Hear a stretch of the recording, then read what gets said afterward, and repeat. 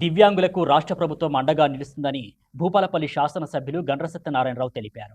భూపాలపల్లి పట్టణంలోని MLA camp కార్యాలయంలో గణపురం మండలం నగరంపల్లి గ్రామానికి చెందిన విజయ్ కుమార్ అనే దివ్యాంగునికి స్త్రీ శిశు సంక్షేమ శాఖ ఆధ్వర్యంలో 2,70,000 విలువ గల ఆటోను ఎమ్మెల్యే గండ్ర సత్యనారాయణరావు అందజేశారు. దివ్యాంగుల సంక్షేమం కోసం రాష్ట్ర ప్రభుత్వం అనేక చర్యలు తీసుకుంటుందని తెలిపారు. ఈ అవకాశాన్ని అందరూ సద్వినియోగం చేసుకోవాలని కోరారు.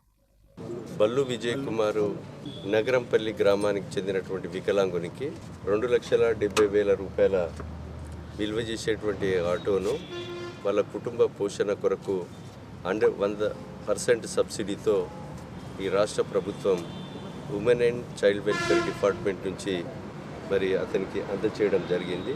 జిల్లాలో ఒకే ఆటో ఉంది.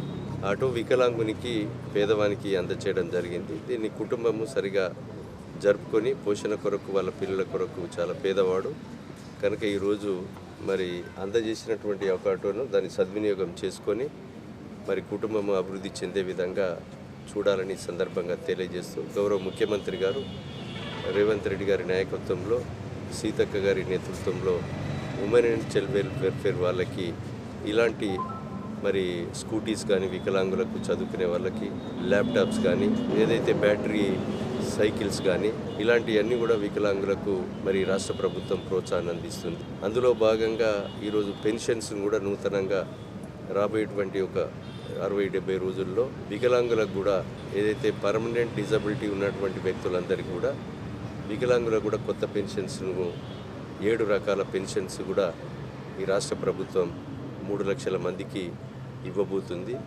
వికలాంగుల పట్ల రాష్ట్ర ప్రభుత్వం ప్రత్యేకమైనటువంటి శ్రద్ధ గౌరవ ముఖ్యమంత్రి గారు తీసుకోవడం జరుగుతుందని సందర్భంగా నేను తెలియజేస్తూ, నా పేరు విజయ్ కుమార్, మాది నగరంపల్లి.